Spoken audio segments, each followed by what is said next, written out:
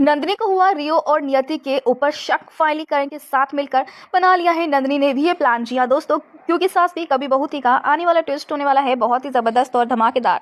दोस्तों शो में आपको देखने को मिलेगा अब नया ड्रामा, क्योंकि अब यहाँ पर नंदिनी को भी डाउट होता हुआ नजर आ रहा है।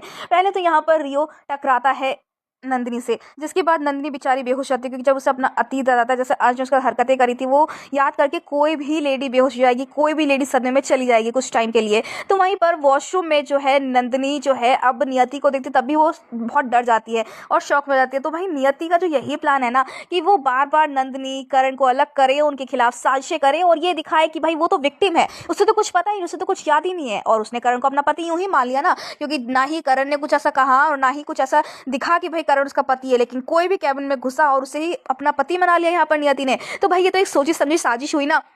तो वहीं दूसरी तरफ अब नंदिनी जो है अब उसे डाउट होने वाला है कि ये रियो और नियति क्या यहाँ पर सोच समझ कर आए हैं या फिर इन्हें कुछ और ही प्लान है। वेल हम आपको बता दें कि एक बार के लिए रियो को तो नंदिनी माफ कर देगी, क्योंकि उसे ऐसा लगने वाला है कि रियो का इसमें हाथ नहीं है, लेकिन नियति का ये फुल ऑन प्लान है कि वो कैसे भी शांति निकेतन में रियो को भेजे और फिर खुद भी जाए। हालांकि यहाँ पर कोई एक्सीडेंट कोई ड्रामा नहीं था, बल्कि ये सारा एक प्लान था। करण की गाड़ी के आगे आना, करण से ये कहना कि रियो तुम्हारा बेटा है और तुम मेरे पति हो, ये सारी की सारी एक प्री प्लानिंग थी करण को फंसाने के लिए। करण बेचारा भोला भाला हमेशा सबकी मदद करता है और वो इस जाल में फंस गया और बुरी तरीके से फंस चुका है, क्योंकि अब वो ना तो नियति को सच बता पा रहा है क्योंकि उसकी तबीयत बेकार है, और ना ही वो छोड़ पा रहा है क्योंकि भाई यहाँ पर वो इतना बुरा इंसान तो है नहीं ना। और जब पता चलेगा कि अंश गुजराल को मारने वाली तुलसी है तो क्या होगा तुलसी का हाल। इसीलिए करण जो है अपनी माँ को बचाने के लिए ये सब कुछ कर रहा है। लेकिन दोस्तों ये कब तक चलेगा, क्योंकि कभी ना कभी तो सच आएगा, क्योंकि सच छुपता नहीं है। आप कितना भी सच को छुपा लो, सच रिवील होता ही होता है। जब सच बाहर आता है ना तो पैरों तले जमीन खिसकती है।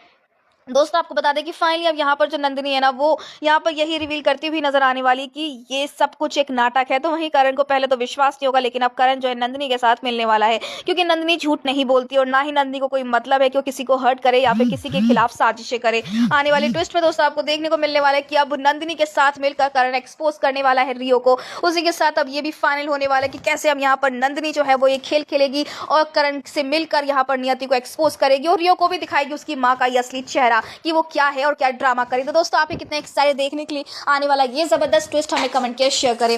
क्या आप चाहते हैं कि जल्द से जल्द अब ये सच रिवील हो कि नियति नाटक करे ताकि रियो भी अच्छी संगति में आए और बच जाए नियति के इस प्लान से? तो हमें कमेंट करके बताएं। ऐसी टीवी के लेटेस्ट अपडेट के लिए चैनल को सब्सक्राइब कर ले।